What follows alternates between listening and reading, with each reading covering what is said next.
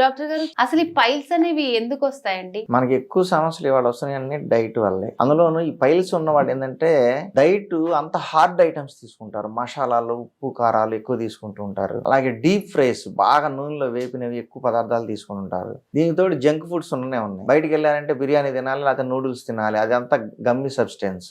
అరుగుదల సరిగ్గా ఉండదు. వాటర్ కూడా తక్కువ తీసుకుంటారు వీళ్ళు. ఎప్పుడైతే వీళ్ళు వాటర్ తక్కువ తీసుకున్నారో వాటర్ సరిపోక అది హార్డ్ అయిపోయి లోపల టైట్ గా ఉండి బయటికి వెళ్ళదు. వీళ్ళు బలవంతంగా ముక్కుతా ఉంటారు. బలవంతంగా బయటికి పంపించేటప్పుడు అది హార్డ్ సర్ఫేస్ లోపల నుంచి బయటకు వస్తుందంటే పైల్స్ ఎక్కడైతే ఏర్పడుతున్నాయో ఆ ఎడ్జి దగ్గర టైట్ గా రఫ్ గా క్రష్ అయిపోతుంటది. ఆ చర్మం అంతా కూడా క్రాకులు కూడా వస్తాయి, ఫిషర్స్ అంటారు వాటిని. సో ఈ ఒక్క చిన్న సమస్యని హార్డ్ గా నెట్టడం వల్ల పైల్స్ అనేవి తయారవుతాయి. కొన్నాళ్ళకి ఏమవుతుందంటే ముక్కి పాయింట్ ఒకటి బయటకు వస్తాయి, మొలకలుగా బయట. అవి ఎక్స్టర్నల్ పైల్స్. లోపల ఉన్నప్పుడు ఇంటర్నల్ పైల్స్. ఒకసారి సమస్య వచ్చినాక ఆటోమేటిక్ గా దాన్ని మనం ఓన్లీ డైట్ తో చేయలేం. దానికోసం ఏం చేయాలంటే మనం ఆయుర్వేదిక్ ప్రోడక్ట్ వాడాలి. అది పైలో ఊర్జా. ఈ బీ బెటర్ వారి పైలో ఊర్జా అనేది ఎంతో మంది వాడారు. ఎలా ఉందంటే వాడిన వాళ్ళందరికీ పైల్స్ సమస్య తగ్గుతుంది. ఈ ఫిషర్స్ సమస్య ఉన్న వాళ్ళు, అంటే క్రాక్స్ వచ్చి వీళ్ళందరికీ కూడా రిలీఫ్ వచ్చేసింది.